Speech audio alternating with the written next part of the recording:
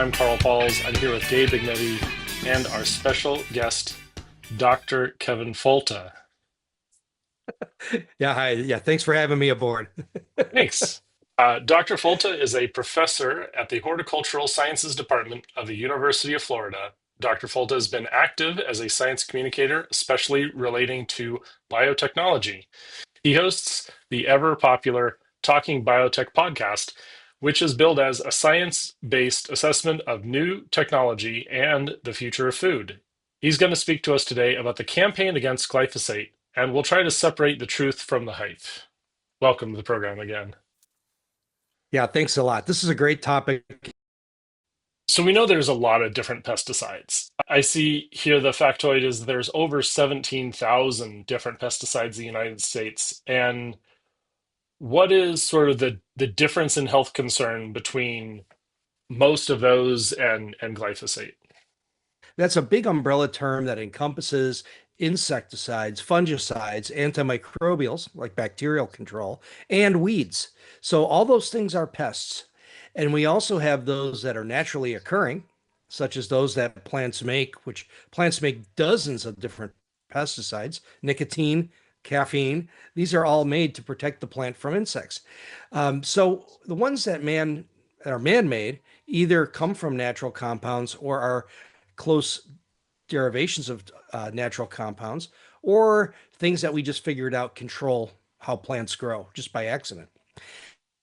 And so glyphosate is one of the latter. It's a compound that they weren't quite sure what they were going to use it for when it was originally invented. It kind of found application in a number of places, but they found out it killed plants. We're talking about the naturalistic bias very often on this program. And so sometimes it's helpful to say, well, this category uh, of wild source derived evolved quote unquote natural products has a certain effect, generalizable effect on human health. Is that the same or different in general from the man-made compounds? Well, a natural compound, yet extremely dangerous. Alpha manatin from amantia mushrooms will kill you. There's so many compounds. Aflatoxin, one of the biggest, most carcinogenic compounds on the face of the earth, has effects on parts per trillion. And those are all natural compounds. The other ones that are synthetic, so like your 2,4-Ds or your glyphosates, those are also, while not natural compounds, also have their individual strengths and limitations, thresholds for amount that you need to use, which is safe to use, and thresholds where you start to see adverse effects on different organisms. So all these things you have to be treated individually, and whether you're natural or not doesn't matter. Wonderful. So when we hear about lawsuits about glyphosate, there's some kind of court determination that someone found, okay, they are suffering from a cancer case, and the court determines that there's some kind of cause and effect there. How reliable are those judgments? Yeah, that's a tough one because, I keep the court decisions at an arm's length. I understand what the outcomes are. They win some, they lose some against glyphosate, but it all depends on the sophistication of the jury. My evidence that I look at, the bar is very different. It's very high. It's not an attorney trying to fool me. It's the peer-reviewed literature. I'm looking at the reproducible body of evidence that comes from 50 years of research with independent labs all over the world, regulatory agencies that span the globe, including those that are unfriendly to big ag. They all have determined that glyphosate is not carcinogenic when used as directed, not dangerous. And that's been backed by hundreds, thousands of studies. Yet you have courtrooms which can sway a jury based upon evidence from a petri dish or statistically insignificant data from a mouse. That can sway a jury, but it doesn't sway me. I have a very different level of evidence required before we can make conclusions about a compound's relative safety. Mhm. We were just talking backstage about how we could use it, how we could save a couple bucks by, instead of going to the store and buying that the pre-diluted compound, by the farm, the farm supply store version. Is this like a possibility where folks are taking that 41%, 54% undiluted product and overexposing themselves? Not so much. I mean, even if they do, it's relatively safe compound. It's a once in a century herbicide. It's been described that way because it is so non-toxic to non-targets. It's very toxic to plants, but not toxic to other non-targets. So insects, mammals, relatively non-toxic. And so if you're using this from a farm store, it's actually a great way to save a few bucks. First, they changed the residential formula for glyphosate.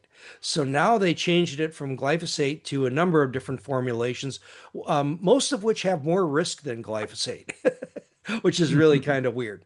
The compounds they switched to are like triclopyr and other things, which are still relatively safe when used as directed, yet are carry more risk than glyphosate.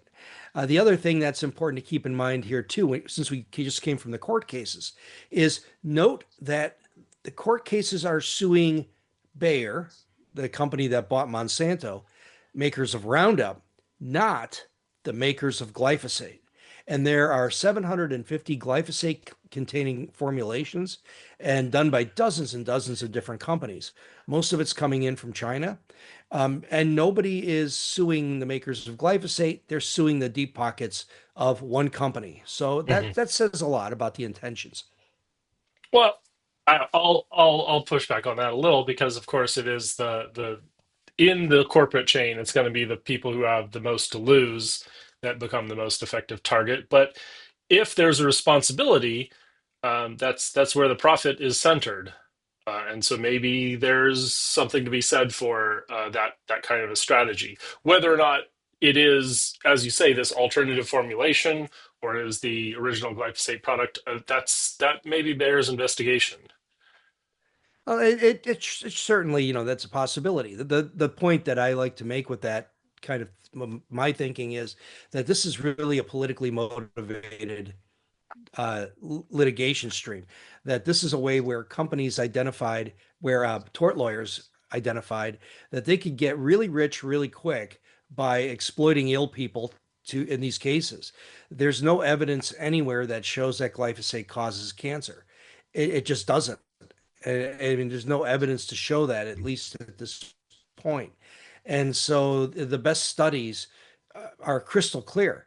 There are some older ones from case control studies. So basically, retrospective surveys where people say, yeah, you used glyphosate at one point, you got a certain kind of cancer. Those two things associate statistically. So that's the best they have to go on. When you do a better study, you don't see those associations anymore. But that's really where these lawsuits were born. Mhm. So the hypothesis I'm getting is that there is an ill population, and of course that is an advantage for a court attorney, for someone who's going to sue and find a culpable party and say that, okay, this cancer has to have a quote unquote unnatural cause. People don't just get cancer, even though a lot of us do. And your hypothesis is that all of the noise that's coming out of the courts is not scientific on that basis, and it scientific on the basis of determining the cause within the individual juries? Are there experts involved? Is there jury instruction? Is there nullification happening? Is the science in the courtroom completely incorrect all the time? Yeah, I can't really speak to that too much. I haven't followed the court cases that carefully for reasons I've described. It's they do have experts who come in and most of the outcomes that I'm aware of have been settled by saying that Bayer is not claiming any responsibility. They're not saying that it's causally associated. They're just settling it to make it go away Mhm. and not claiming any responsibility. Other ones have said, had a conclusion that said that the company was negligent in not labeling the product to include possibilities of cancer, and also that it contributed to the case of cancer, not that it was cause of. And I don't know that that is something you can rule in or out. There's no evidence to support it, but you can't scientifically rule it out, right? You have, but there's no evidence yet to support that. Yeah, and unfortunately, this is kind of the weakness of the court system. On the nuclear side, we have the case of the worker in Fukushima, a middle-aged Japanese man who developed lung cancer following being exposed over the regulatory limit. And from a legal standpoint, the accusation is that if not but for that exposure, he would not have developed cancer. And he Now, smoked. He's a smoker too. yes, and so there are other contributing Yeah. factors, but still the argument rests on if not but for the radiation exposure. And so there could be a number of contributing factors. There could be a lot going on in these cases. And so to your point, Dr. Folta, is that you're saying that it is not necessarily deterministic. In nuclear medicine and radiation exposure, it would take billions or trillions of exposures to really nail down that level of cause and effect.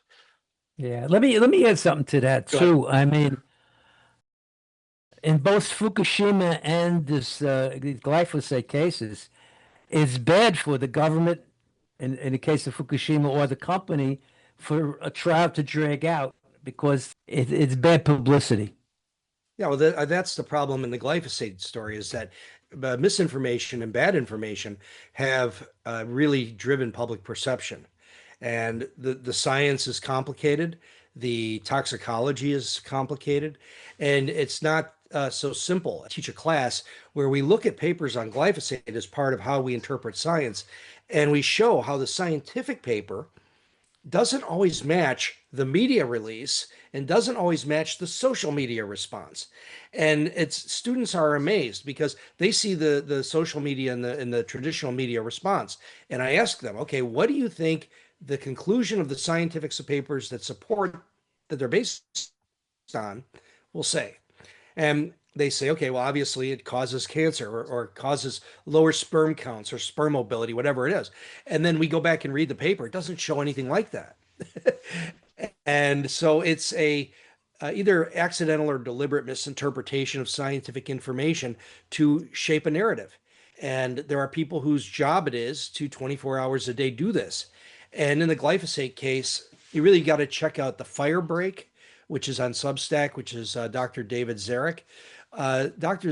Zarek is excellent at deciphering what is happening in the background of the glyphosate story, the conflicts of interest, the people who served on the IARC committee that determined it to be a probable carcinogen, who also were hired by the law firms that were doing the litigation. So there was a lot of kind of sleazy underbelly to that entire story. But that's the part that he likes to talk about. In terms of thinking about uh, the court cases themselves and how this came out, it really is kind of confusing to me as a scientist based on the literature we see. So if I'm on a jury and I'm faced by these array of facts in front of me, how do I even approach the problem?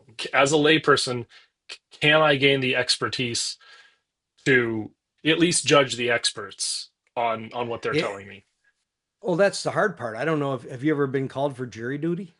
I get myself excluded somehow every time. I don't know. Me too. See, I'm in there and they'll say, Dr. Folta, you are a expert in unbiased examination of scientific evidence and drawing a objective conclusion from those data, correct? And I'll say, that's me. And they'll say, dismissed. They, they don't want somebody who has that ability. They want someone they can manipulate emotionally, at least the one side does, and they have to agree on the jurors. So typically you get people who have not heard of these cases, they haven't heard of the compound, they have no knowledge of landscape weed management, and so they get the folks on the juries who are relatively naive to this particular topic. You can have some pretty bright people on there, sure, but in general these are folks who don't know it.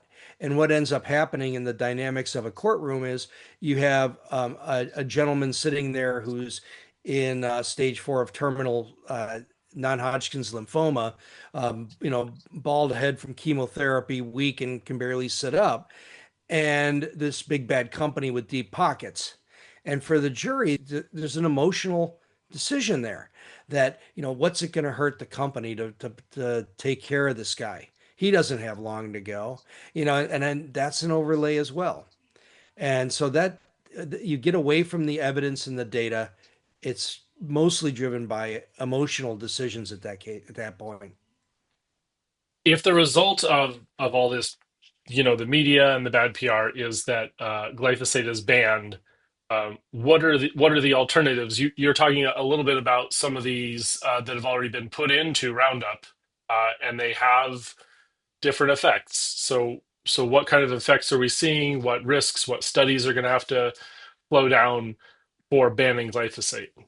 Well, the big answer on this is that if you can ban glyphosate, you can ban anything, including most of your organic weed, or I shouldn't say weed controls, your weed pest controls, and maybe weed controls, where people are using things like pelargonic acid, which is infinitely more dangerous.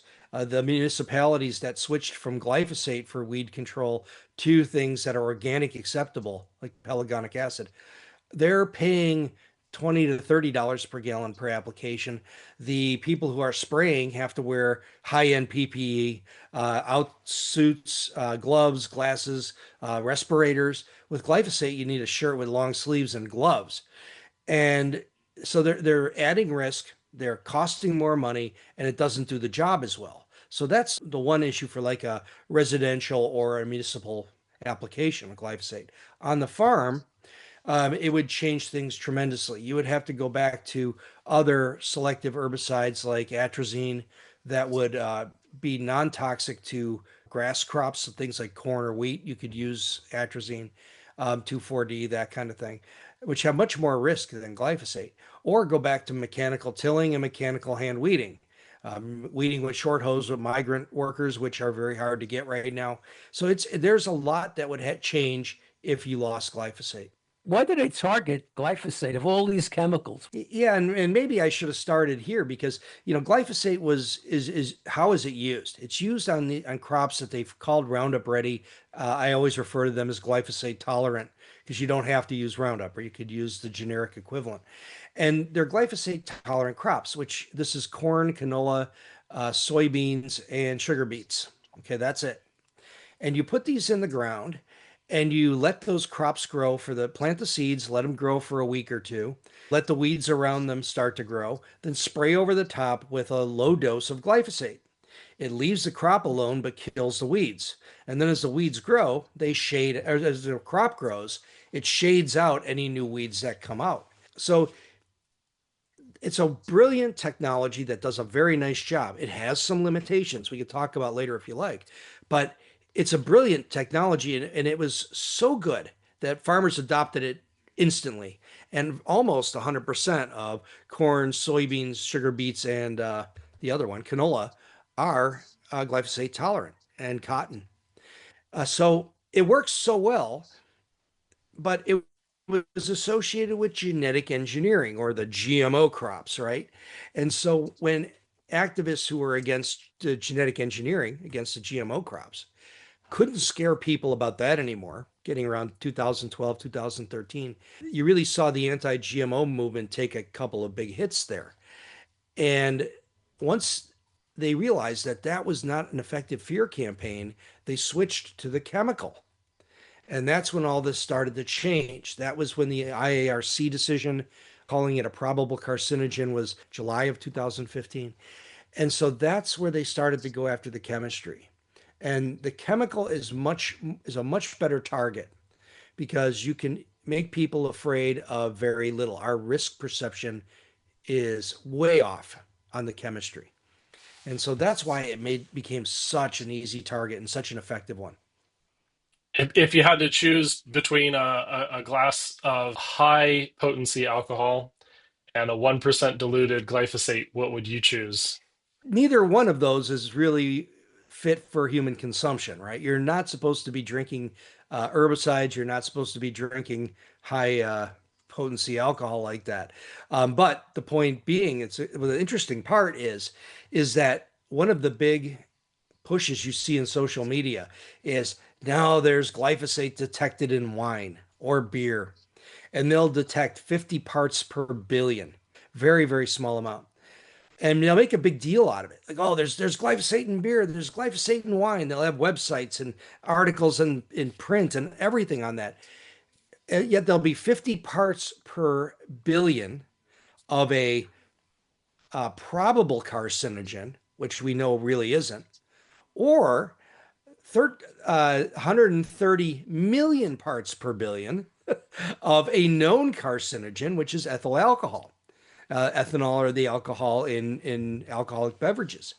And so when I see things like non-GMO vodka, I can't help but laugh.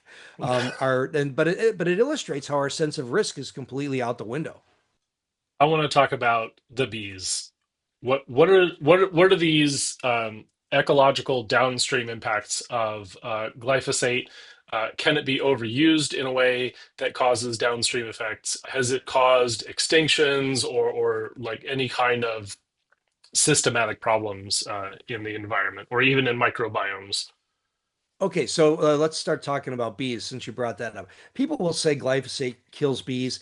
There is not much evidence that shows that. There are some very nice studies of bees in the laboratory and how bee microbiomes are affected in what appear to be deleterious ways by feeding them glyphosate in the laboratory. So you could feed them sugar water with a dose of glyphosate in there. That's not really high, but it's an artificial environment where they're unlikely to get in the wild. That's one thing that was shown to be negative that I take with a grain of salt. Really nice work, but not easily translatable to the field.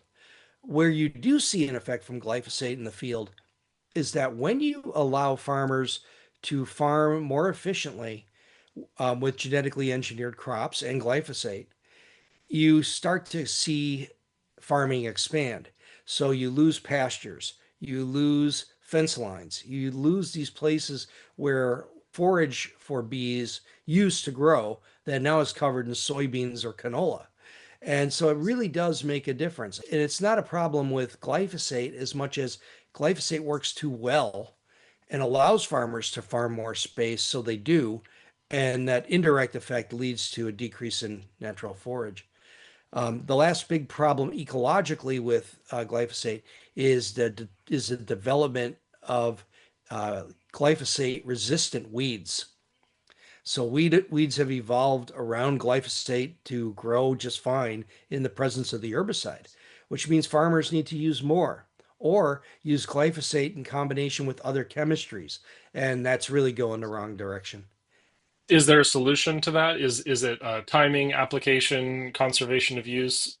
Yeah, the best solution is for me to make a time machine and go back to 1995 when I banged the table and said, "There's no way this is going to work. You're going to see resistance."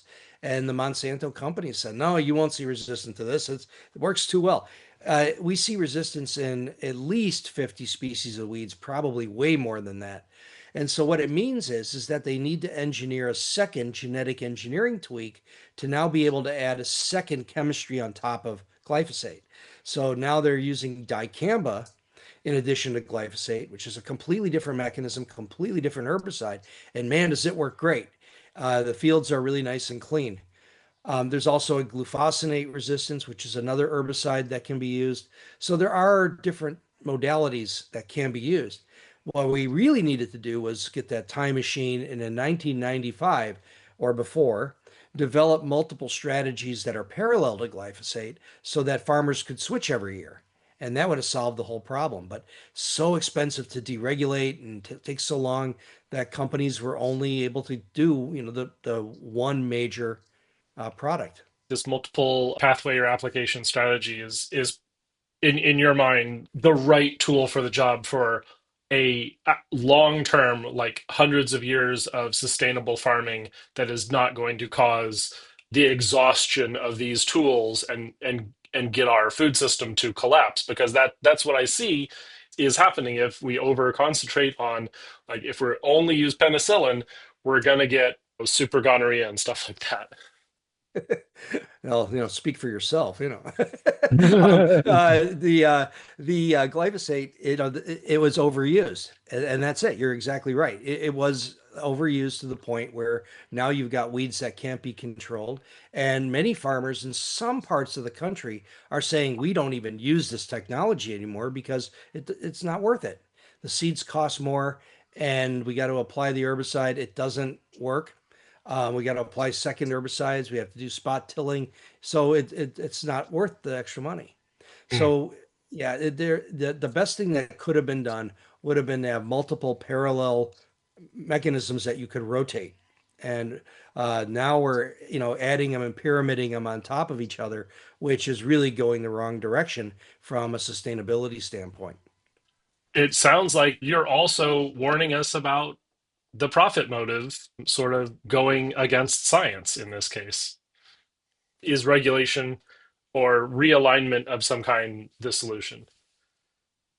That's another tough one. I think the big problem that we have company it for a compound that is relatively safe, it does not incentivize the development of new herbicide strategies because whatever you bring to the field is going to be looked at very hard, as we do with everything. It's going to be deregulated properly, but still is subject to litigation based upon claims that maybe don't have any foot in reality.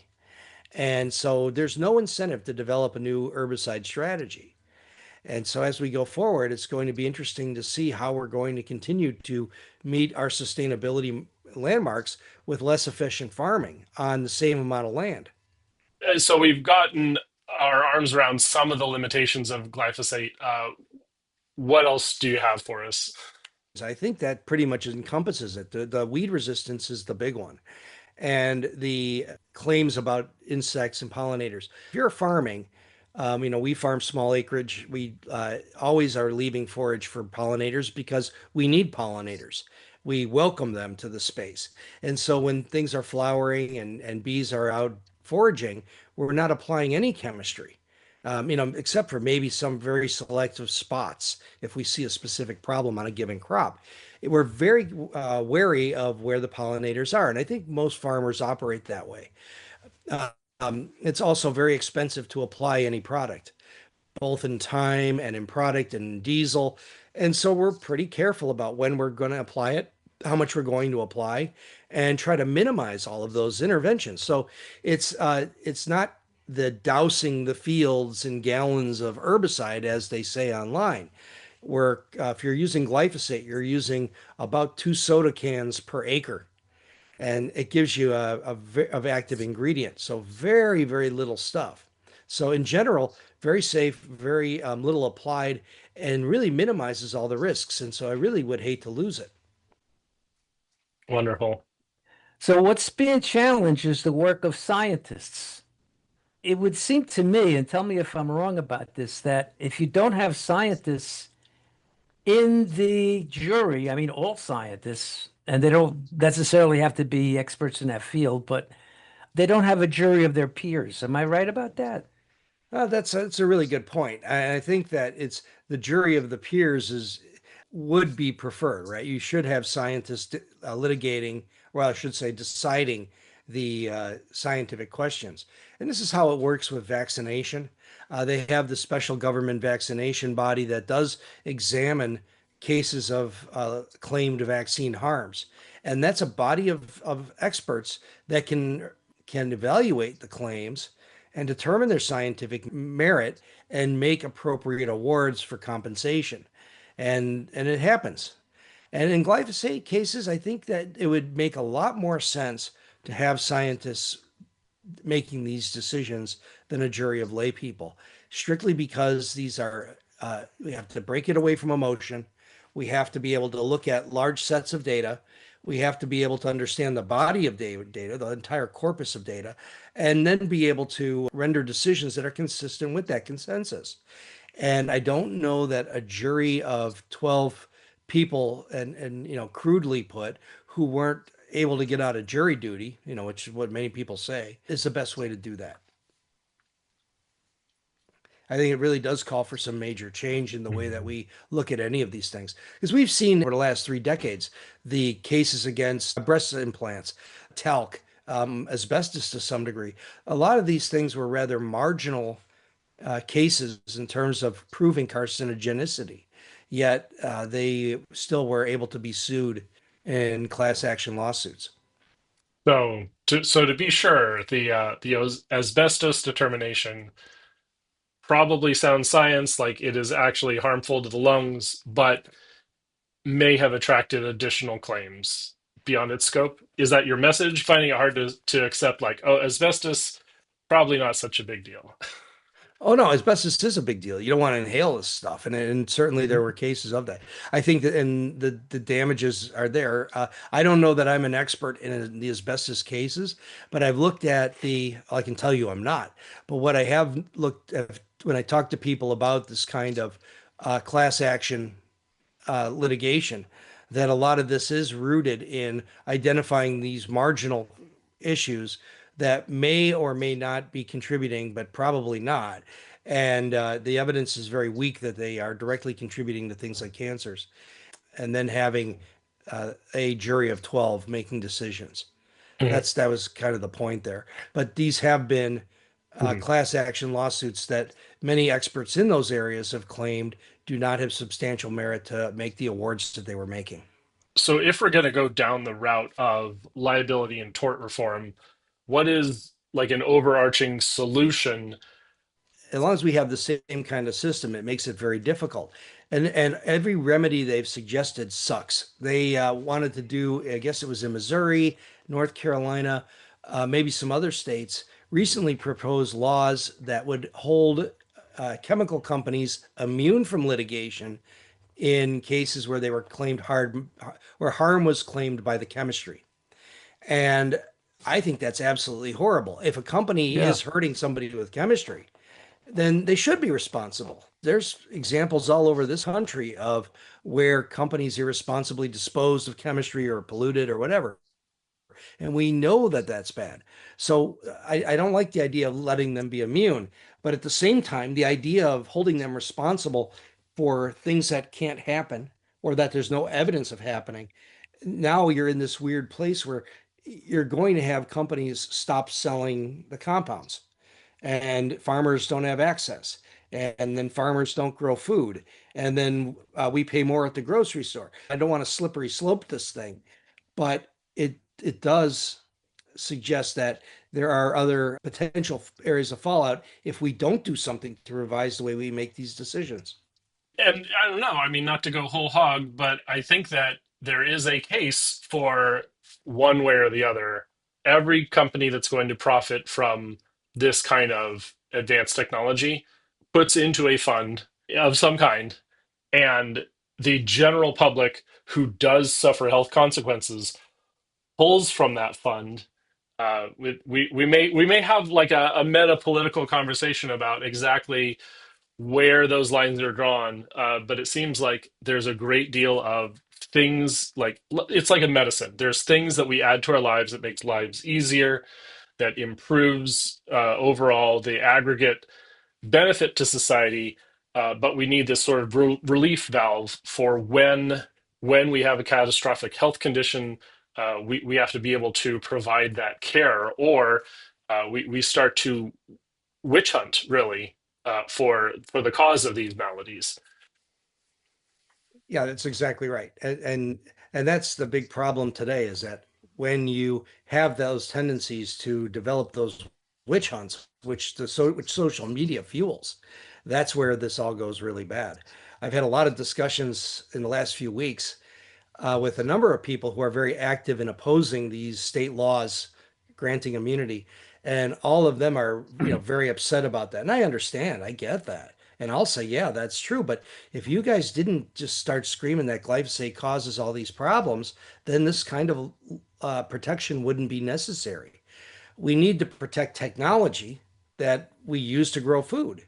And if it's safe, which so far we're seeing that it is. And the telling part is that host Talking Biotech podcast for 10 years now. I'll invite those folks on to have the conversation and they won't join me. And I'm nice. I'm not going to jump down their throat on it or something, but I will ask them to articulate their position and what's the evidence for it. And unfortunately, they can't do that.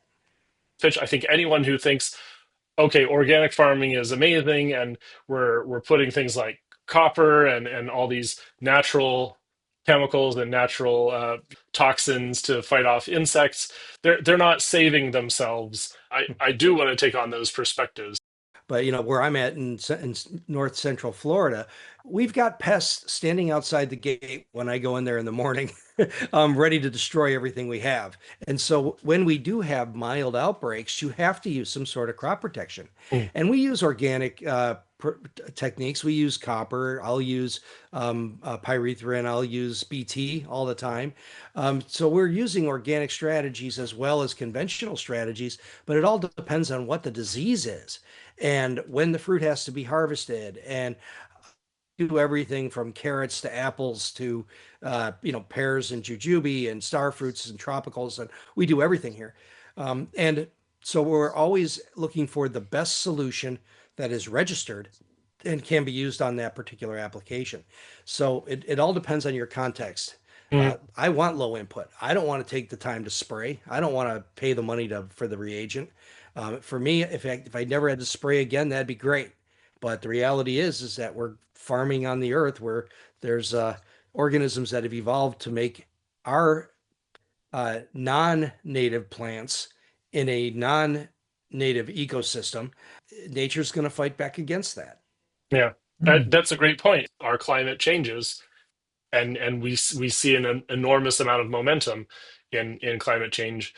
I mean, I once got hired to give a talk to farmers about climate change. Talk about tough nut to crack. But this was in Canada. And the way that I won the hearts and minds is by showing them that since 1950, they got 7 more weeks of season where they could grow, and how it's opening up new opportunities for more horticultural crops on the Niagara Peninsula, for instance, and other places where you can grow things that you couldn't grow before. And with that, pests and pathogens, and how my job is to be watching those trends and helping the farmers combat those to maximize their profits. So I'm on their side, and by being on their side, I have to be watching all of these externalities that are going to affect their bottom line. And when I approach that as their teammate, they're willing to accept the issues around climate. It is very real, exactly what you say. There's some things that are going to benefit me because we get a couple of good freezes every year that kill the cool stuff that we really like. I'd be happy to not have those. And if we get a little bit warmer, so it has changed in the 20 years I've been here in Florida for Yeah. sure. Yeah, we got down to 20 degrees last winter one night and Wow. 24 a number of nights. It's Talking Biotech is your program? Yeah, so Talking Biotech I've done for the last 10 years at every week, except for a couple of runs where I had health issues or whatever where I couldn't do it. But it's every week, and every week is a really interesting guest. And over the 10 years, the thing to note is just a change in technology. That back then we had, genetic engineering with adding a gene or muting a gene. Now we're editing genes, and we're doing this in humans, and you're seeing good things come from it. So, a lot of real positives coming out of biotech. There's a lot on glyphosate. If you go to the series and look for glyphosate, I had two in the last month that were really good and I think are excellent resources. Wonderful. Yeah, so just if there was a last thought, Yeah. that if I wish that if we had more glyphosate resistant crops, because it really does work great, and to have glyphosate tolerant strawberries would be wonderful. To have glyphosate strawberry grapes or whatever, but it'll never happen because of the public perception. And it makes farming easier. And as we go forward, we're going to need to have all tools on the table because we're going to be losing more labor. Robotics will be big, they'll help, but we have to be able to do more on less land. Yeah. We can't, we have to intensify strategically. And so, wish we had glyphosate as a tool, everything as a tool, chemistry as a tool. one part of solving the problem. But those are strategies that going forward will be hopefully applied to other crops because we really do need to do more with less. Yeah. You've been watching the Ecomodernist channel live. You can find us right here on YouTube at Ecomodernist1 is the username, or Ecomodernist channel. Please support us on Patreon at the Ecomodernist channel. You can find us online at esna.earth. That's ESNA.earth. You can find this rebroadcast of my personal channels. I'm Soyaddle on twitch.tv or soyaddle.tv. You can find it on my LinkedIn at Carl Alex Pauls on LinkedIn, sometimes on X. I think I forgot to go live on X today. And you can find us many other places, including the Eco-Modernist Society of North America on Facebook. And remember, emissions first, peace and justice for... We'll follow. Yeah, thank you.